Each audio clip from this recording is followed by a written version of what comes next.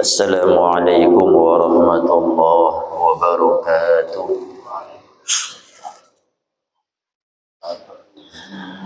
Bismillahirrahmanirrahim. Alhamdulillah wassalatu wassalamu ala rasulillah wa ala alihi wa sahbihi wa mawala. La hawla wa la quwwata illa billah. Subhanaka la ilma lana illa ma 'allamtana innaka antal alimul hakim. Rabbana iftah bainana wa baina qaumina bil haqq wa anta khairul fatihin. La hawla wa la quwwata illa billahil aliyyil azim. Rabbi syrah li sadri wa yassir li amri wahlul 'uqdatam min lisani yafqahu qawli wasaddid lisani wahdi qalbi bihaqqi sayyidina Muhammad sallallahu alaihi wasallam. Qala Syekhul Muallif rahimahullahu ta'ala wa nafa'ana bi'ulumihi fid dini wad dunya wal akhirah.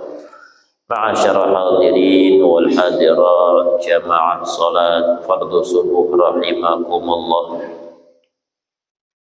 Bersyukur kita kepada Allah Subhanahu wa ta'ala.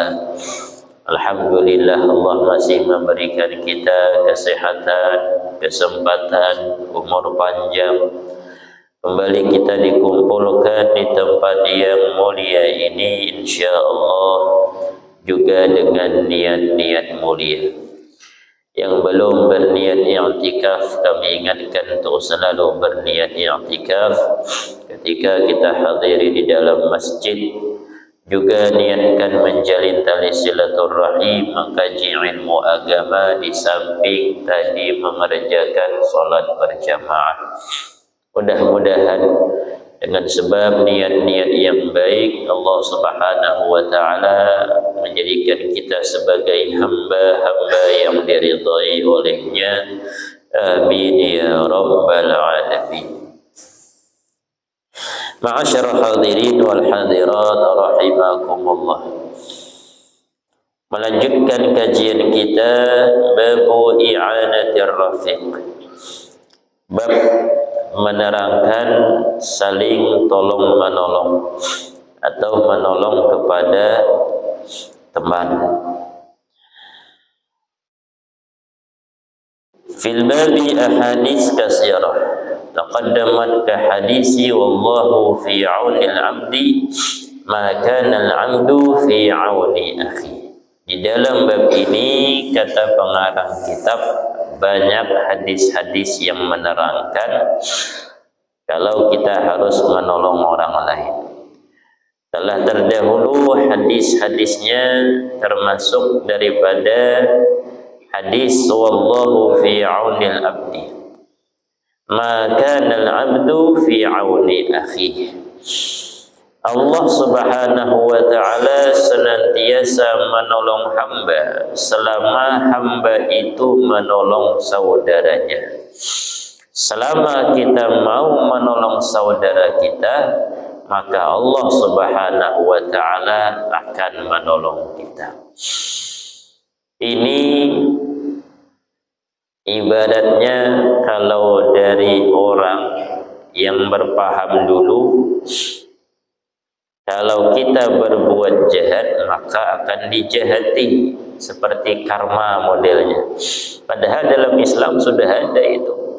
Kalau kita berbuat baik kepada orang lain atau dalam istilah membantu orang lain, maka Allah senantiasa membantu kita.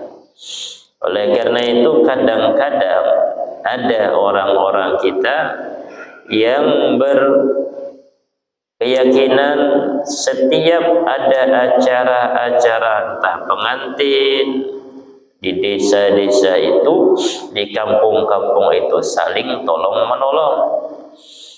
Diusahakan sampai ke ujung kebun pun didatangi. entah bantu ngiris bawang, entah apa. Apa kata ibu-ibu itu? Nanti kalau aku beracara pun mereka datang. Jadi kalau mereka tetangga beracara, membuat acara pengantin, kita datang menolong. Nanti ketika kita membuat acara, mereka pun datang untuk menolong. Kalau di kampung-kampung itu susahnya seluruhnya memakai gotong royong. Beda kalau kita di Tembilahan, cukup 2 hari malah. 2 hari, hari pertama, hari kedua, hari H. Hari pertama masang tenda dan sebagainya. Itu orang seluruhnya masang tenda, sudah ada berupah. Tapi kalau di kampung-kampung, kadang-kadang seminggu memakani orang. Ada yang sanggup, aduh katanya aku kalau acara ngawinkan anakku di Tembilahan aja lah. Kenapa? Kalau kami di kampung seminggu makani orang. Yang tidak bekerja pun ikut makan. Nah, itulah. Kenapa? Karena bangun panggung itu nyari kayu ke hutan, cari kayu bakau, apalagi daerah pesisir. Daerah pesisir itu ya daerah-daerah seperti Sungai Bela dan sebagainya. Itu gotong royong. Ada yang cari kayu bakau ke dalam hutan penyirih. Tidak ada yang beli kayu di sana, cari gotong royong, cari bangun panggung, dibuat panggung paling-paling nyewa papan cuman, tapi seluruh tongkat-tongkatnya itu cari dalam hutan. Itu seminggu sebelum beracara sudah gotong royong. Nah, tiap hari sampai hari H memakani orang. Katanya di kampung ini lebih banyak modelnya kalau buat acara. Dari mana banyak modal? Dari gotong royong. Seminggu kita makani orang. Kalau kita di Tembilahan, paling 100 kilo ayam cukup. Kalau di kampung 300 kilo pun habis katanya. Kenapa habis? Orang gotong royong. Yang masak orang, tidak ada upah. Yang masak orang, belum lagi acara, orang kantongi sudah. Ayam tadi dikantongi orang, bawa balik masing-masing. Apa tidak habis? Jadi sudah bawa balik ayam tadi, lauk dibawa balik. Nanti acara makan lagi di situ. Nah, jadi belum lagi acara dan dibawa balik. Dibawa balik kepada rumah masing-masing ayam tadi. Lauknya dibawa balik. 300 kilo pun habis katanya. Banyak modelnya kerja di kampung. Sehingga sebagian ibu-ibu tetap dia bekerja. Apa alasannya? Nanti kalau aku acara mereka pun datang bantu. Nah, ini sebenarnya dalam Islam sudah ada. Innallah wallahu fi aunil abdi maka al abdu fi auni akhi. Allah Subhanahu wa ta'ala selalu menolong hambanya selama hamba itu menolong saudaranya. Dalam hadis lain, kullu ma'rufin sadaqah. Tiap-tiap perbuatan baik itu dianggap sedekah. Kita tidak bisa bersedekah dengan duit, karena duit tidak ada. Maka bantu dengan tenaga. Itulah yang dimaksud perbuatan baik. Orang minta bantu, dibantu dengan tenaganya. Bersedekah dengan yang namanya duit tidak bisa, maka tenaga kita keluarkan. Yang punya pikirannya dikeluarkan. Itu pun sedekah. Jadi setiap perbuatan baik namanya sedekah. An Abi Sa'id Al-Khudri radhiyallahu anhu qala bainama nahnu fi safarin. Ketika kami, kata Abi Sa'id Al-Khudri, dalam perjalanan, izja'a rajulun ala rahilatin lahu. Ada ketemu dengan seseorang yang berada di atas kendaraan. Faja'ala yasrifu basarahu yaminan wa shimalan. Orang itu menoleh ke sana ke sini, seakan-akan ingin minta bantu. Faqala Rasulullah sallallahu alaihi wasallam, maka Rasulullah sallallahu alaihi wasallam yang melihat orang itu menoleh ke sana ke sini seakan-akan ada yang minta bantu, beliau bersabda, Kata Rasulullah sallallahu alaihi wasallam, man ma'ahu fadlu dhuhrin falya'ud bihi ala man la dhuhra lahu. Barang siapa yang di antara yang dia mempunyai kelebihan kendaraan, maka berikan kepada orang yang tidak mempunyai kendaraan. Wa man kana lahu fadlu zadi, barang siapa yang mempunyai kelebihan bekal, falya'ud bihi ala man la zada lahu, maka hendaklah memberikan kepada orang yang tidak mempunyai bekal. Fadzakara min asnafil mal ma zakarahu. Nabi Muhammad menyebutkan bentuk-bentuk harta yang berlebih untuk diberikan kepada yang tidak mempunyai harta. Hatta ra'ayna, sampai kami berpendapat, kata Abu Sa'id Al-Khudri, annahu la haqqa li ahadin minna fi fadli. Tidak pantas bagi kami kalau kami mempunyai kelebihan namun ada orang lain yang mendapatkan kesusahan. Nah, ini dalam Islam saling bantu membantu. Orang lain yang kehabisan bekal, kita bantu dengan perbekalan kita. Orang lain tidak punya tumpangan, kita bantu dengan tumpangan kita. Orang lain tidak mempunyai sesuatu yang perlu, maka kita mempunyai itu berikan pada orang lain. Itulah sebenarnya Islam. Cuman karena akhir zaman ini, entah bagaimana, karena maraknya kejahatan, yang kita membantu orang lain itu was-was.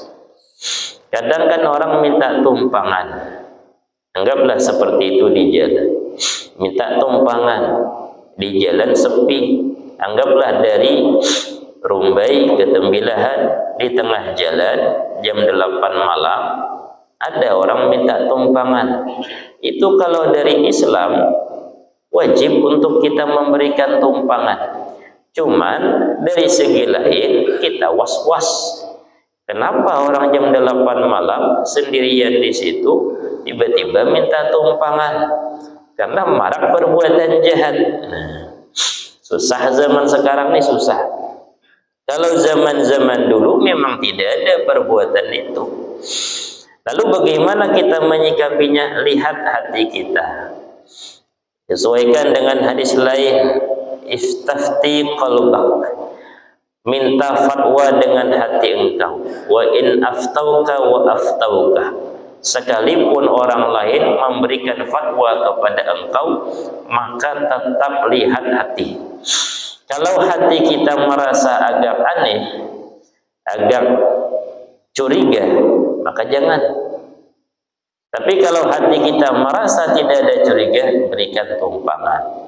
Kadang-kadang kan kita lihat orangnya itu pas, jadi jangan selalu diberikan tumpangan. Ujung-ujungnya kita yang dijahati orang. Karena tambah kita pintar, tambah orang jahat pintar.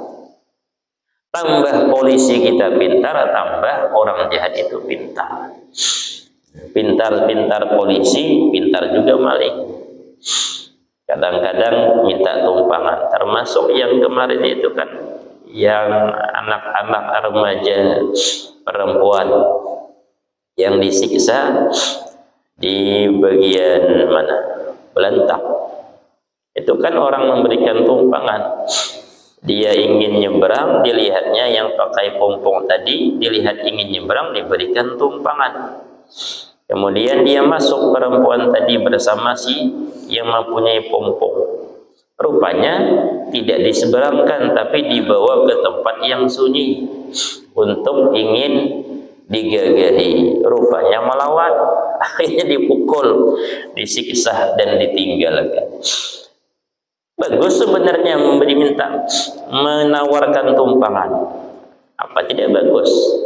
Orang yang polos pun kadang-kadang tergiur, apalagi yang namanya gratis. Tapi rupanya di samping itu ingin berbuat jahat. Nah, inilah akhir zaman. Susah jadinya. Harus tajam mata hati kita. Ini orang ini kira-kira bagaimana? Baik apa tidak? Kalau kira-kira kita ragu-ragu, maka jangan memberikan tumpangan dan jangan menerima diberikan tumpangan.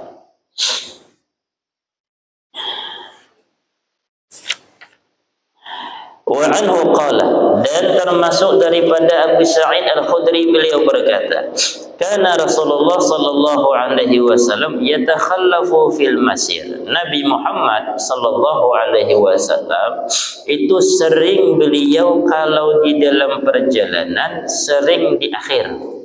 Yatakhallaf fil masir. Fayurji ad-dha'ifa wa yurdifa wa yad'u lahu. Beliau sering menolong orang yang lemah, kemudian membonceng dan mengajak orang lain. Jadi kalau beliau Nabi Muhammad berkendaraan satu rombongan, maka rombongan dudukan rombongan. Nanti beliau di belakang. Nanti ada yang lemah, yang berjalan, beliau bonceng, naik kendaraan, naik. Yang lemah dibantu. Nah ini seharusnya seperti itu, di dalam Islam memang seperti itu. Melihat orang berjalan bonceng, tapi kalau kita kenal, kalau tidak kenal dan kita curiga, jangan kita tolong, karena banyak kejahatan-kejahatan di akhir-akhir zaman. Babu ma yaqulu idza raqibat dabah lisafar. Bab menerangkan apa yang dibaca ketika kita ingin melakukan perjalanan dan setelah kita naik kendaraan. An Ibnu Umar radhiyallahu anhuma, daripada Ibnu Umar radhiyallahu anhuma, anna Rasulullah sallallahu alaihi wasallam kana idza stawa ala ba'irihi. Nabi Muhammad kalau sudah naik ke atas untanya, kharijan ila safar, ingin pergi melakukan perjalanan keluar kota, keluar Madinah, kabbara salasan, bertakbir 3 kali. Nah, jadi takbir dulu, Allahu Akbar, Allahu Akbar, Allahu Akbar.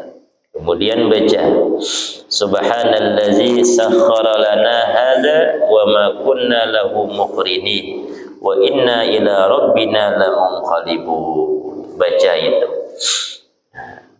Maha suci Allah yang telah menundukkan bagi kami ini unta, wa inna ila rabbina lamunqalibun, dan kami kepada Tuhan kami akan kembali. Nah itu mudah-mudahan dengan dibaca itu, kalau itu kendaraan hidup, kuda, unta, dia nurut. Kalau kendaraan mati, mudah-mudahan tidak macet. Karena was-was, kalau dia kendaraan hidup, berarti was-was makanannya. Kalau dia kendaraan mati, sepeda motor, mobil, bis, dan semacamnya, jangan sampai dia mati. Mesinnya itu jangan sampai mati, ban jangan sampai bocor. Maka jangan lupa berdoa kepada Allah Subhanahu wa ta'ala. Naik sepeda motor kemana? Sungai Salam. Kemana? Pekanbaru. Jauh keluar daripada daerah, takbir 3 kali, baca Subhanallazi sakhkhara lana hadza wa ma kunna lahu muqrinin wa inna ila rabbina lamunqalibun. Baru jalan. Mudah-mudahan diberkahi Allah. Ini kalau sudah macet, apalagi di tengah jalan sepi, musibah lah sudah. Tengah malam di tempat yang tidak ada orang, ujung ke ujung tidak ada orang, mesin mati, ban kempes. Dulu kita apalagi ke kampung-kampung, di mana nyari tempat nambal ban, tidak ada. Kita pernah diundang ke mana itu, Kelumpang. Nah, Kelumpang itu menuju Sungai Empat, ada jalan kiri masuk ke sana. Pas acara itu, acara 17 Ramadan Nuzulul Quran, jadi mulai bukanya itu mulai berangkat dari sini petang, maka hujan. Aduh, hujan, jalannya tidak karuan, perjalanannya 1,5 jam. Kemudian jalan menuju ke Sungai Empat itu jalan dulu, ini baru saja yang pelebaran ini. Jalan dulu kan masih jalan kecil, jalan setapak. Sebelah sini kebun. Ini pergi jam 4, jam 5.30 menghadang, hujan berhenti, rupanya tidak berhenti. Akhirnya buka puasa pas di jalan. Cari kue di sungai luar, dapat pisang goreng dan tahu isi. Itulah bawa. Pergi jam 4 hujan lebatannya sudah. Akhirnya jam 5.30 kita pergi. Sehingga ke sungai luar cari gorengan berangkat ke sana. Tidak bisa ngumpul jalan-jalan setapak itu cuman. Sampai di tengah jalan, belum masuk ke sebelah kirinya, sudah azan. Nah, makanlah di situ buka. Kemudian teruskan perjalanan sampai jam 6.30, habis maghrib sampai ke tempat. Jam 11 selesai acara malam. Jam 11.30 pulang dari sana. Itu ditemani Pak Walinya. Pak Walinya masih bujang rupanya. Jadi Pak Walinya pun pakai trail, X-Trail apa namanya itu, Honda yang tinggi itu. Nah, ini kita aman Honda itu. Pertanyaannya Honda kita aman apa tidak? Nah, dia pakai Honda yang X-Trail. Honda kita yang dibawa kawan tadi yang bonceng itu masih memakai ban-ban dulu, bukan tubeless. Rupanya pas jam 12.30 di tengah hutan itu tidak ada rumah orang, di padang kebun lain sudah. Honda ini agak goyang di belakang. Akhirnya kita bilang kepada kawan di depan, kayaknya lain Honda kita nih, agak bocor nih kayaknya. Oh enggak, katanya aman masih. Di hati bocor nih kayaknya. Kayaknya kawan tadi hanya sekedar membahagiakan kita, cuman enggak, katanya aman masih. Dihantam sampai ada satu kampung, baru dilihat olehnya. Oh bocor katanya. Taulah dari tadi bocor sudah, tapi dihantam terus. Takut aku katanya tengah hutan seperti itu kalau bocor. Aku tahulah tadi bocor, cuman tidak enak bilang. Nah, hati kami pun tahu sudah bocor, masih dihantamnya. Daripada kita stop di sana, katanya baik dihantam terus. Karena dihantam terus, akhirnya rusak dia, tidak bisa ditambal, pecah. Karena Pak Wali yang bawa kita, Pak Wali sama Pak Wali kenal dia. Jadi desa-desa satunya digendahlah rumah Pak Wali yang satunya pula. Minta tolong, ada bengkel di sini. Karena Pak Walinya bangun, baru tidur karena dia begadang juga mungkin bulan puasa. Dia pun ambil senter, nyari bengkel. Oh ada bengkel di sini. Jam 12.30 dekat jam 1 sudah digendah rumahnya. Mau dia bangun, diperiksa, tidak bisa ditambal dia katanya. Kata kita ada ban di sini dijual. Kita tidak jual ban, kita khusus penambalan saja. Waduh, ini bagaimana caranya? Di hati bisa ada dijejal dengan rumput nih ban nih. Kalau bisa kita jajal dengan rumput, cari rumput tengah malam nih. Pikir-pikir bagaimana ya katanya. Sudahlah nih, kayak mana bengkel. Punya tidak sepeda motor di rumah? Punya katanya. Itulah ambil bannya itu. Kami bayarlah 2 kali lipat, 3 kali lipat kami bayar malam nih. Walaupun ban bekas. Dipikir dia, iyalah katanya. Akhirnya dia buka ban bekas, ban sepeda motornya dibuka. Sebentar katanya, pulang dia. Nah, sudahlah diambil bannya itu, dimasukkan ke ban sepeda motor kita. Promosi pula dia. Nah, ini start katanya ban ini mulai dari awal saya beli 3 tahun tidak pernah bocor. Nah, ini aman lah dikatanya. Wah kata kami, ini jangan-jangan tak mahal lagi nih kayaknya nih. Dalam ban bekas dipromosikannya pun 3 tahun saya pakai tidak pernah bocor katanya. Nah, ini keramat nih ban nih katanya. Ternyata sampai sekarang pun kita tanya kawan, pernah ada bocor ban? Tidak pernah katanya. Padahal 2 tahun 3 tahun. Berarti 6 tahun tuh umurnya ban tadi. Berkeramat juga orang tadi. kita bayar 2 kali lipat waktu itu. Nah, berarti kan untung dia itu. Barulah kita balik berapa? Jam 1.30. Baru kita bisa pulang dari dalam hutan satu desa di dalam kebun tadi. Sampai ke rumah jam 2.30. Langsung sahur. Habis tidur lagi sampai subuh. Baru sholat subuh. Ini namanya bala itu di dalam hutan. Makanya kalau kita berkendaraan sendiri jangan. Di ayat di hadis sebelumnya jangan melakukan perjalanan jauh sendiri. Kenapa? Karena yang sendiri kata Rasulullah syaitan. Berdua syaitan. Cari kawan lagi bertiga. Nah, ini kita ditemani balik dari desa itu sampai ke Tembilahan oleh Pak Wali malah. Nah, Pak Walinya turun tangan, Pak Walinya bergoncengan, kita bergoncengan jadi 4 orang. Sempat kalau berdua cuman malam tua. Siang lah sampai ke rumah, lagi berdorong. Nyari rumah Pak Wali tidak tahu di mana rumah Pak Wali. Gendah rumah orang belum tentu dibukai. Jangan-jangan perampok nih katanya, kan seperti itu. Orang pun was-was dengan kita. Gendah rumah tengah malam jam 1. Jangan-jangan perampok. Tidak akan dibukai oleh orang. Orang tidak kenal. Kita pasang kopiah, orang pun masih curiga. Jangan kopiah ini sekedar nyamar-nyamar cuma. Modus. Inilah akhir zaman susah. An Abdullah bin Sarjis, daripada Abdullah bin Sarjis radhiyallahu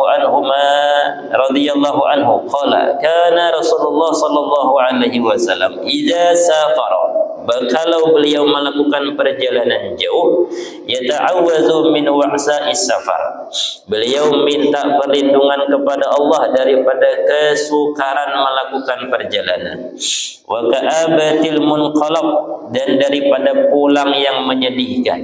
Ada kadang-kadang orang pergi melakukan perjalanan baik, pulang dalam keadaan tertabrak. Nah, ini na'udzubillah. Pergi dalam keadaan senang, pulang dalam keadaan sedih. Kenapa? Rupanya tabrakan di tengah jalan. Wal hauru ba'dal kaun, dan berlindung daripada bimbang setelah mantap. Wa da'watil mazlum, dan beliau berdoa daripada perbuatan zalim, orang yang berbuat zalim. Wa su'il manzar, beliau pun minta berdoa kepada Allah jangan sampai mendapatkan pandangan-pandangan yang tidak baik fil ahli wal mal, baik dalam keluarga ataupun harta. Pergi melakukan perjalanan, pulang keadaan rumah dirampok. Ini namanya su'ul manzar. Nitipkan rumah kepada tetangga, belum tentu aman. Tetangga tidak bisa tiap hari melihat rumah. Tengah malam dinaiki orang, pulang ke kampung seminggu. Kenapa? Liburan. Pulang kampung halaman, bawa anak-anak. Kemudian habis seminggu pulang ke Tembilahan. Sampai di Tembilahan dilihat rumah jebol, TV hilang, kendaraan sebagian hilang. Nah, ini bebas berarti malingnya ini. Kenapa? Mungkin malingnya tahu seminggu pulangnya. Nah, ini biasanya orang-orang dekat seperti itu. Itu pulang seminggu katanya. Nah, malam ini kita ambil TV dulu. Nah, besok jebolkan lagi, ambil sepeda di dalamnya itu. Besok entah apa diambilnya. Satu-satu diambil. Kita tahu pulangnya seminggu. Pas kita pulang ke sini, rumah terbongkar sudah. Namanya su'ul manzor. Pas dilihat, waduh, rumah terbongkar. Ini berlindung kepada Allah Subhanahu wa ta'ala. Termasuk daripada itu yang disunahkan pada hadis-hadis sebelumnya, jangan lupa untuk dititipkan kepada Allah. Kalau kita menitipkan kepada tetangga, betul, syariatnya seperti itu. Sekedar secara zahir, di dalam hati, ya Allah, aku titipkan hartaku di sini kepada Engkau, aku titipkan juga keluargaku dan diriku sekalian yang ingin melakukan perjalanan kepada Engkau. Kalau kita sudah menitipkan kepada Allah, apa yang tidak mampu dilakukan oleh Allah? Allah tidak pernah tidur, Allah tidak pernah lupa, Allah tidak pernah lalai. Maka sebaik-baik penjagaan adalah penjagaan Allah Subhanahu wa ta'ala.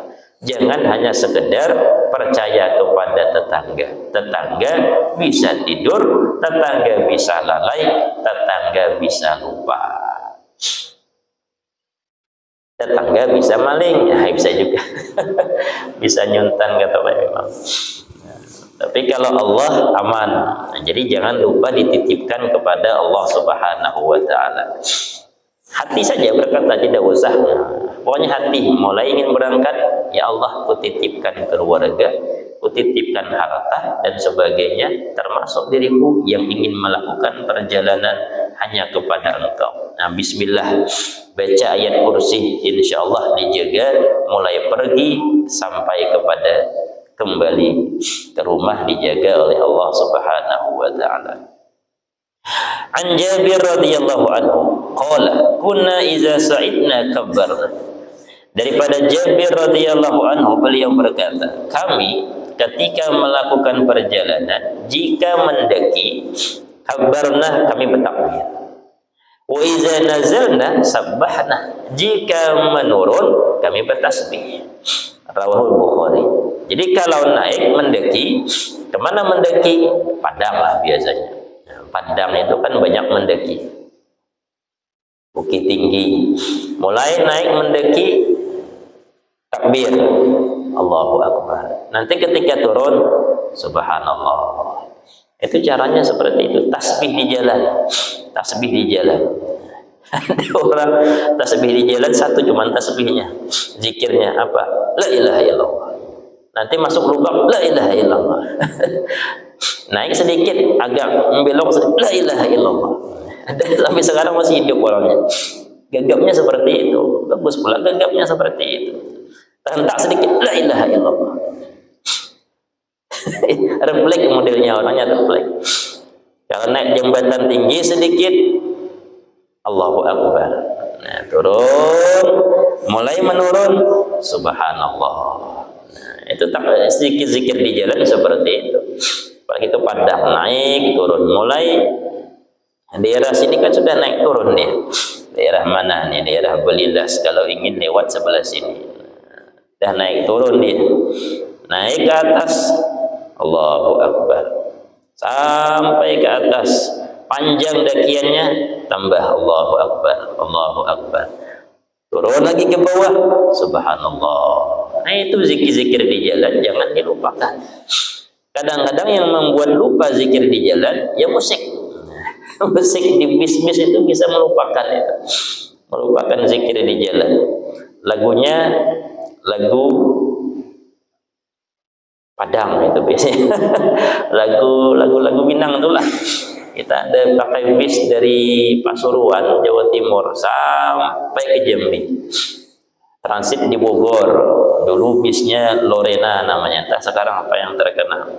Tahun 2007. Sehingga dari Pasuruan sampai ke Bogor, lagu Jawa saja di dalamnya. Pindah ke Bogor, transit pindah bis, mulainya dari Bogor sampai ke Jambi, lagu Padang saja di dalamnya itu. Lagu Minang. Ah, ini lagu Minang lagi, beda lagi lagunya ini. Jangan harap didengar di dalam itu tilawah. Itu jangan harap. Tidak ada tilawah dibuka nyanyikan di dalam itu, karena macam-macam orang di dalam itu tidak ada. Tidak seluruhnya orang Islam, tapi seluruhnya itu kadang-kadang campuran, ada Kristen, ada orang Hindu, ada Buddha. Jadi yang dihidupkan lagu-lagu Minang. Di perjalanan sampai ke Jambi, baru sampai dari Jambi, baru naik mobil sampai Kuala Tungkal, baru sampai ke Tembilahan. Itulah melakukan perjalanan memakai bis. Habis itu jerah sudah, baik pesawat sudah. Kalau dulu kan tidak ada tol, entah itu 3 hari 4 malam baru tembus. Aduh, penat duduknya tuh penat. Anda kata kawan, enak pakai bis, enak apa? Penat. Duduk saja, walaupun duduk jangkuk, kan penat itu. Duduk saja, yang dilihat itu 3 hari 4 malam, atau dibalik 4 hari 3 malam. Nah, entah karena dulu tidak ada tol, entah bagaimana. Kita timbang-timbang, pakai bis 700, habisnya tiket 700, pakai pesawat 1.300.000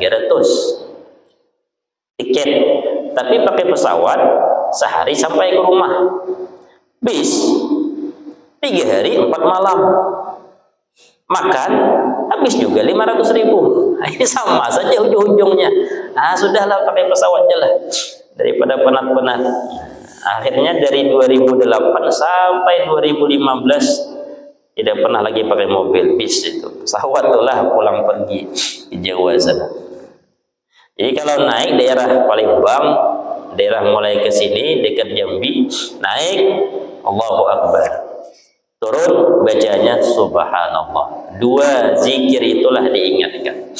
Ingin ditambah alhamdulillah la ilaha illallah, silakan, tapi rata-rata 2 zikir itu.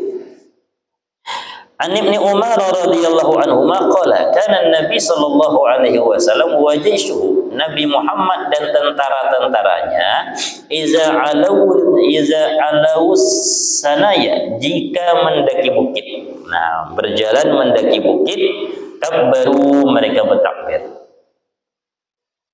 Wa iza habatu sabbahu, kalau sudah menuruni bukit mereka bertasbih, yaitu subhanallah. Naik ke atas bukit takbir, turun dari bukit subhanallah.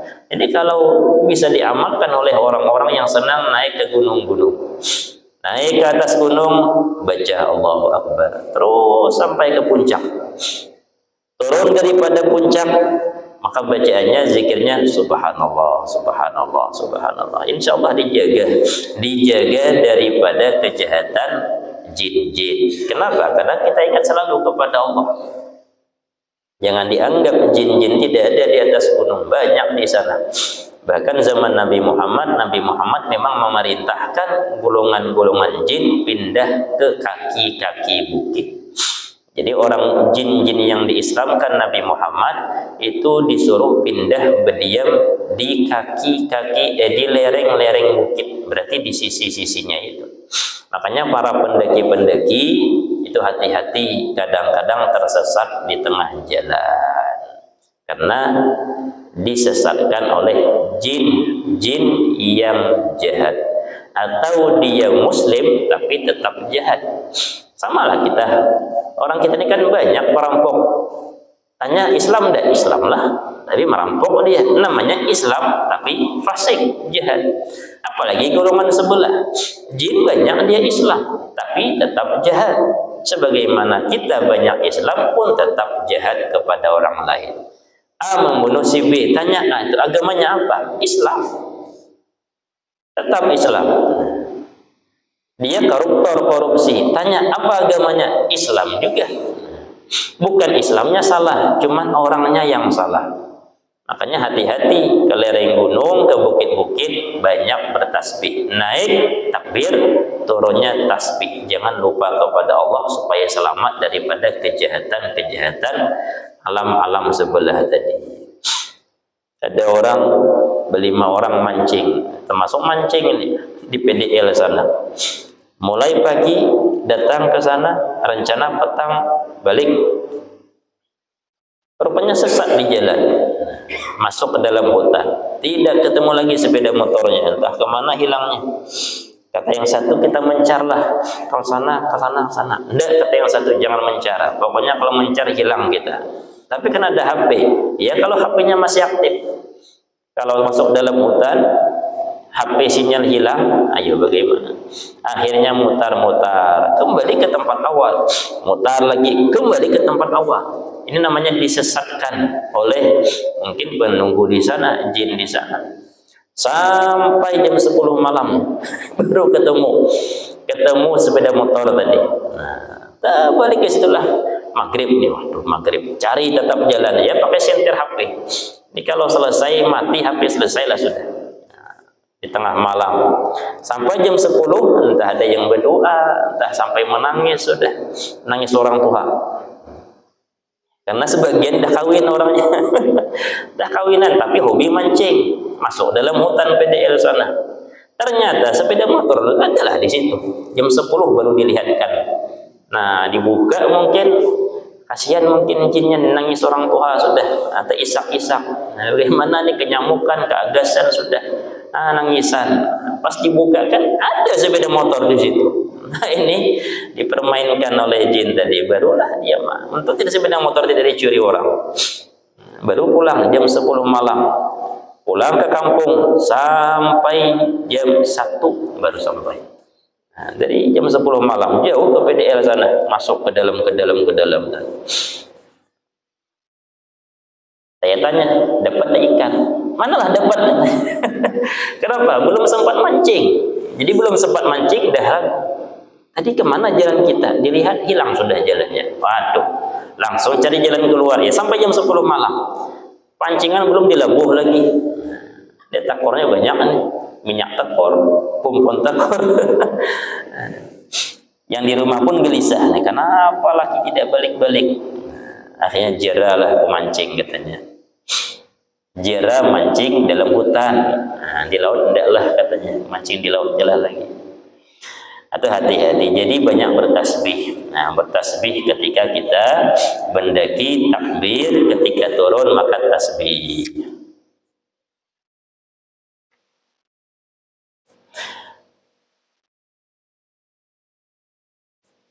An Abi Hurairah radhiyallahu anhu anna rajulan qala ya Rasulullah inni uridu an usafira fa ausini.